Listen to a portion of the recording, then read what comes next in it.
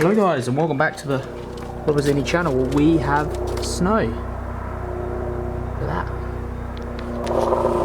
Good little boy. Anyway, let's begin with the video, and it's that favourite time of the year again that we all love. Wait, Valentine's Day? Nah, you simp. It's not Valentine's Day. The Uefa Champions League, of course, is back with the R16 first leg fixtures. 8 games happening over Europe, and we're going to predict them all right here today. But before I begin there, I want you guys to get in with the action. So of course the first leg of this round consists of 8 games. Today I will be predicting these games right, just wait and see. But for a little cheeky competition, as I know that's why you guys are watching, you saw that word in the title, don't lie to me, you saw it. I want you guys to choose 5 games, only 5 from the UEFA Champions League round of 16 first leg fixtures, and tell me whether it will be a win, a loss or a draw for whoever.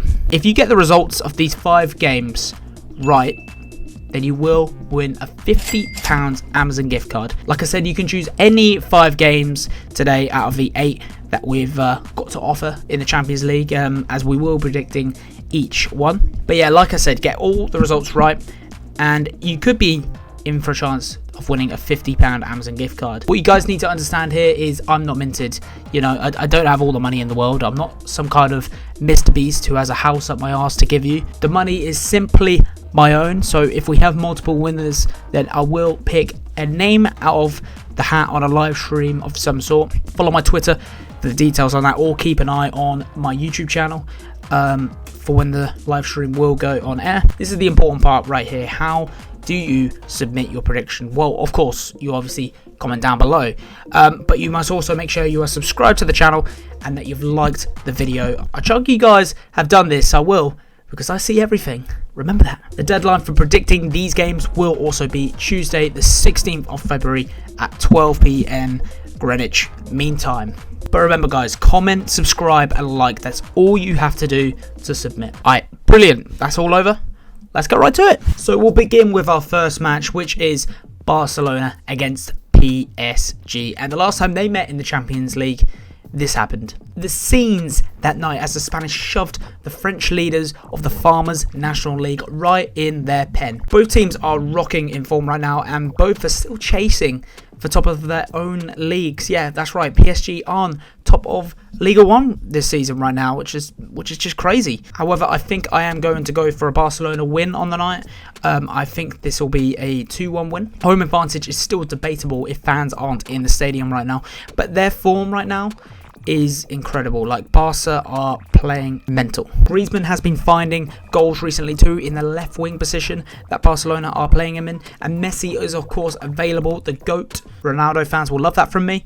And PSG are, I think, without their main keeper Keylor Navas. Mbappe and Neymar will prove themselves at the Parc des Princes. They'll have to. But this one's probably one of the hardest ones to predict. Like, I think everybody knows these two teams right now.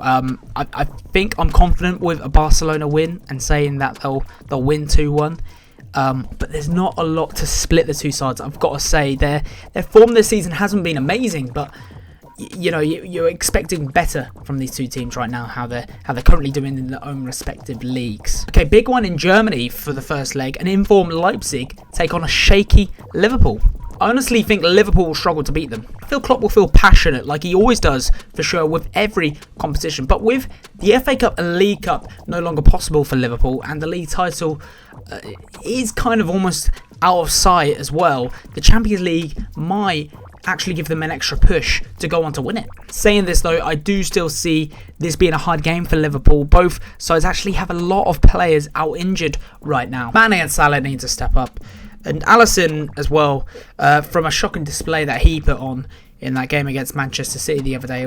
It was an awful game for the lad. Leipzig's strikers can't seem to really score that much at all this season. I would think the new signing Dominik Szoboszlai, I believe I pronounced that right, will be playing this one. The lad hasn't made his debut yet due to an injury in his thigh. If he finds his ground straight away against Liverpool in this one, then they're in trouble. I'm actually going to go for a 2-2 draw in this one. Okay, yeah, the favourites I would have thought would be Liverpool, but I am going to go for a 2-2 draw. It could even be possibly a Leipzig win. It really could. I mean, Leipzig could tear through that defence. For Liverpool's sake, I'm glad players like Jordan Henderson are still fit, but it could be a real big European debut game for the new signing Kabak, and an even bigger game for Ben Davies, the lad who came from Preston. I do fear for Liverpool, I really do, but 2-2 is what I'm going for. Sevilla against Borussia Dortmund now. Two sides who could be perhaps doing better than how they're doing right now in their respective leagues. Well, particularly Borussia Dortmund. Of course, they've already appointed a new manager this season, Eric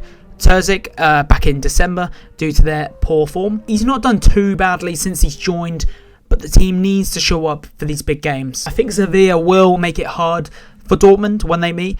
Bono in goal has done great this season already, although in my opinion this may be a wake-up call for Haaland and Sancho for the Dortmund side to really put on a show for all of us. The talent in Haaland is unreal. Scored 14 goals in the league this season and 6 goals in just 4 games in the Champions League. But the big squad news for Dortmund is there will be no Berkey in goal, their main keeper, so it opens up the game up a little bit for Sevilla, and I think it will give them some confidence to go on and to win this. I think if you're looking at the betting odds, there's not too much between these two sides. You would probably say though that Dortmund are the favourites, but Sevilla do really have everything going for them right now. All the teams do in the Champions League this season, especially some of the players who are in good form already this season, like N Nazari, I believe I pronounced that right. You might have seen his inform card a lot on FIFA. Joan Jordan and Lucas Ocampos have all been great for Sevilla this season, and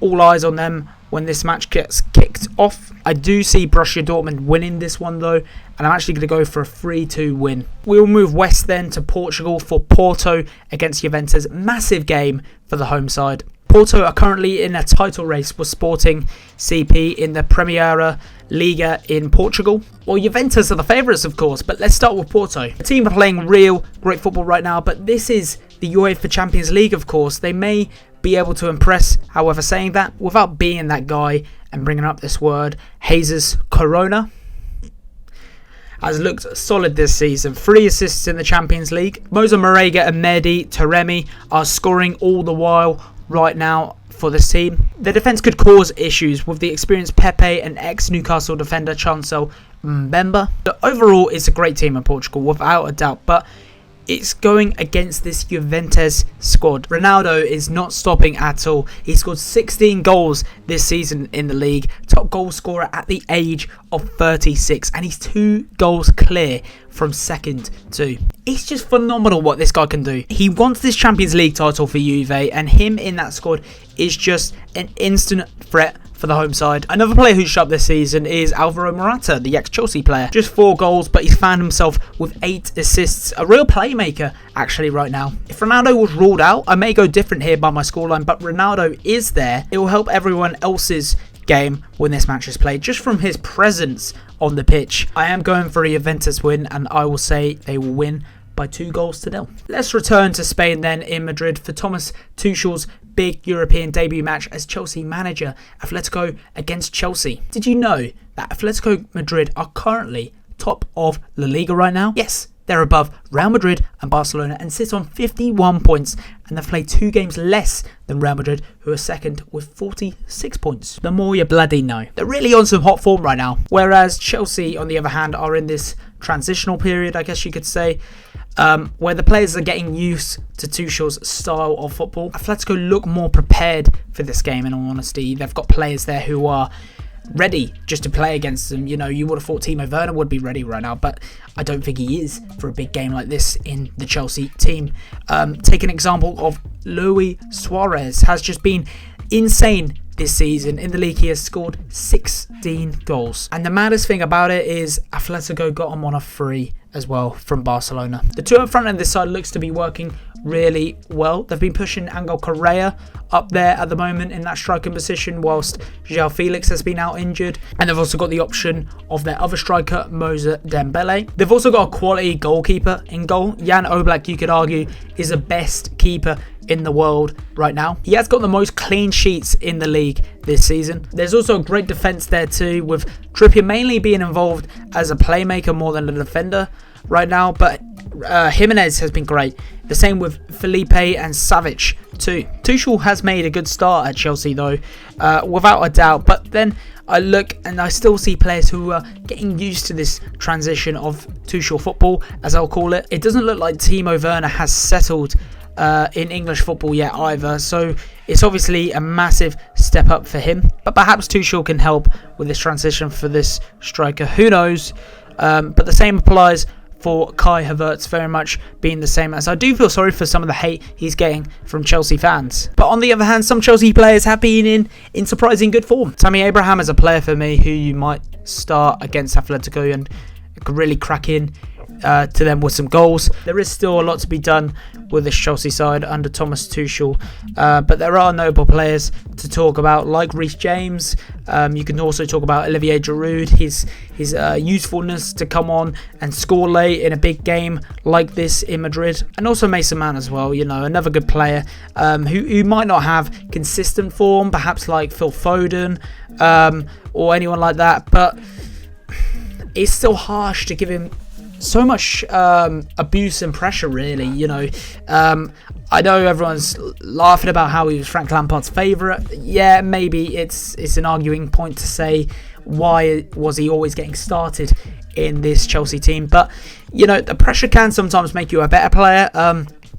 But with younger players right now, I do see the pressure just falling for these players, you know, and they crack all of a sudden. They really do. And they can't get out of it. They really can't. But yeah, there are some key players in this squad that can put the pressure on Madrid next week. Overall, though, time is needed right now for the Chelsea team to become a Thomas Tuchel team. They will get there again, don't get me wrong.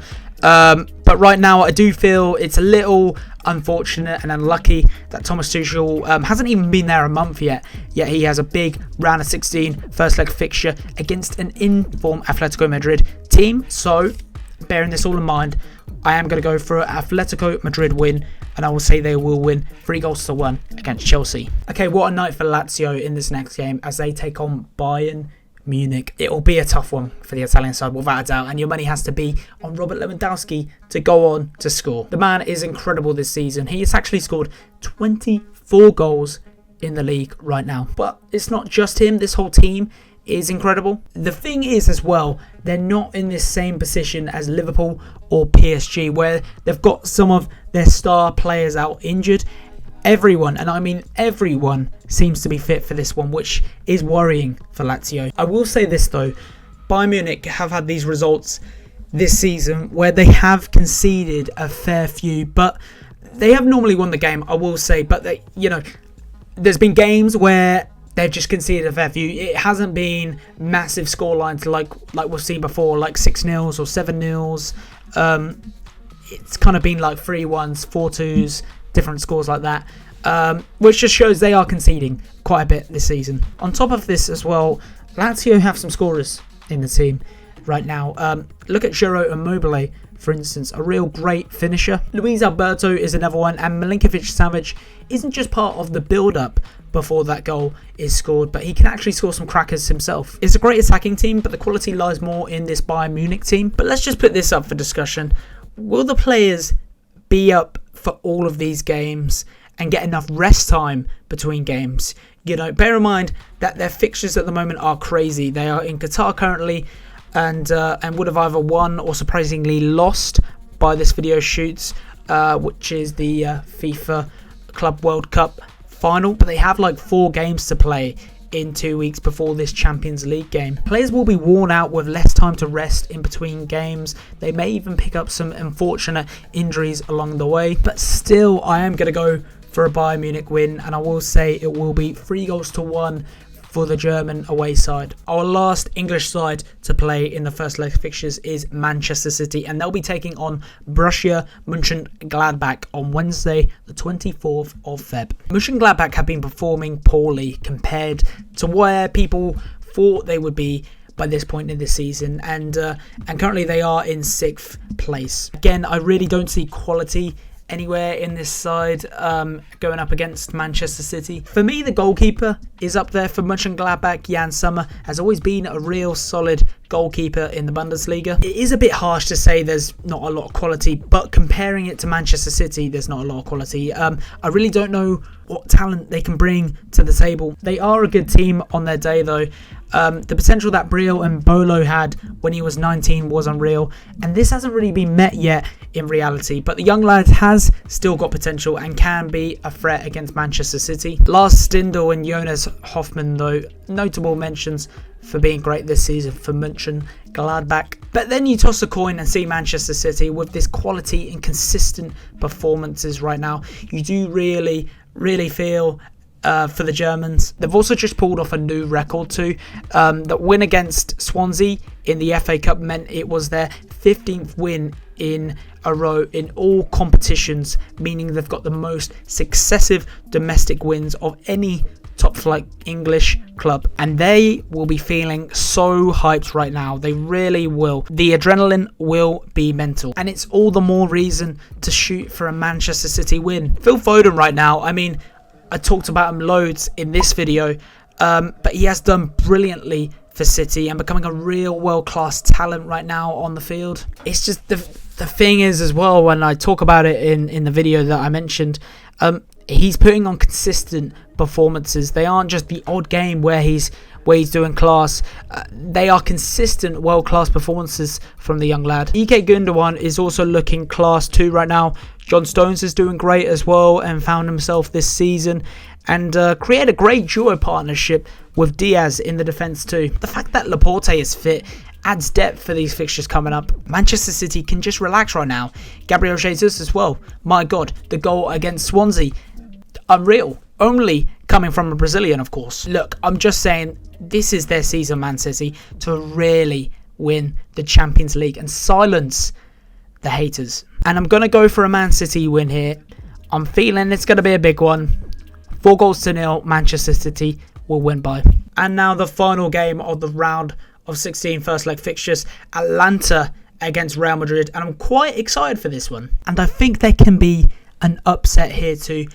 But let's go on to the teams first. So to begin with, Atlanta could be real dark horses in this competition. I did think it a lot through the group stages. Luis Muriel at the peak of his career, I swear, since he joined Atlanta from Sevilla. He scored 34 goals since he joined as well.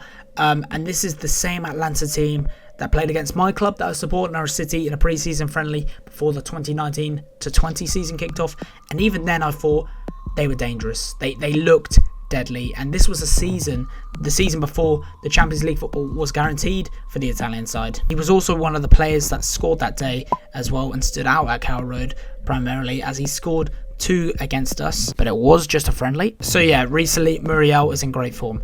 Great for this game coming up against Madrid. The two other strikers that have notably been great too are Zapata and Ilic. For me though, the downside is this defence. The three at the back for Atlanta has been shaky before and untrustworthy. That back three of Palomino, Dumisti and Rafael Toli hasn't been bad, but they've got to be careful. This Madrid team will find these gaps, and of course the support of the midfield will help massively from Luka Modric or Casemiro.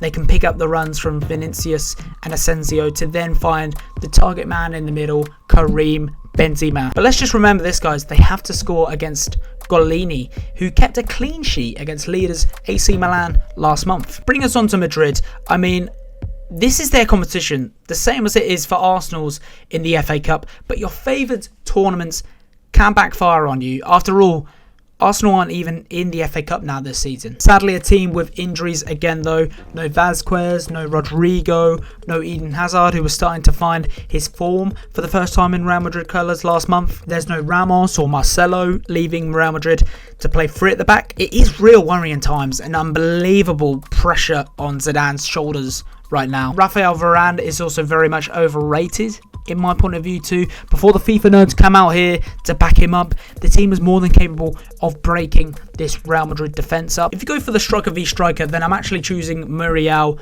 over Benzema. I really am. I think the support that Benzema gets at Real Madrid is unreal. Like, over his whole career at Real Madrid, he has had immense support. That's it for me too. The Madrid of Real Madrid is a lot, and I mean a lot more scarier and full of fear compared to Atlanta's midfield. But Atlanta's striker choice is a whole lot better than Madrid's. Then and again, Courtois is without a doubt in great form and contending with Oblak as the best goalkeeper in the world right now. This is just my point of view, up for debate again, of course. But pressure can get to Courtois. A collectively poor performance in their first group stage game against Shakhtar, but he let in 3 goals that day. You know, the pressure got to him. And this is the question, guys. Could pressure get to him again in this one against Atlanta? Well then, here we go. My score prediction for this one. Given Real Madrid right now, I think Atlanta will win this one. I really do. And it is so controversial. I'm going for an Atlanta win.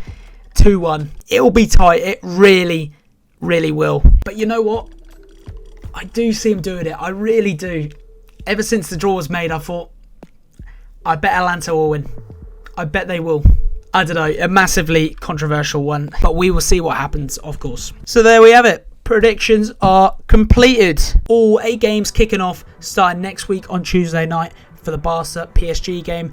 And I cannot bloody wait. It's just been fun doing these today, guys, and hopefully this information will help you guys with predicting just the result. You don't have to predict the score predictions, not part of the Amazon £50 gift card competition, but feel free to do so, of course. Deadline again is Tuesday, the 16th of February at 12 p.m. Remember that? Greenwich Mean Time. Again, it's just the result, and you can only enter once, of course. Remember that. To enter, just comment your predictions, but also like and subscribe to lock in that answer.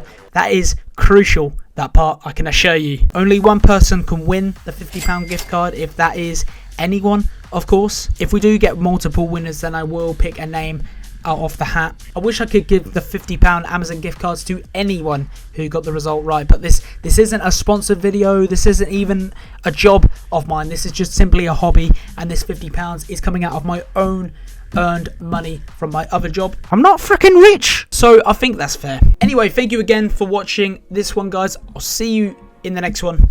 Goodbye.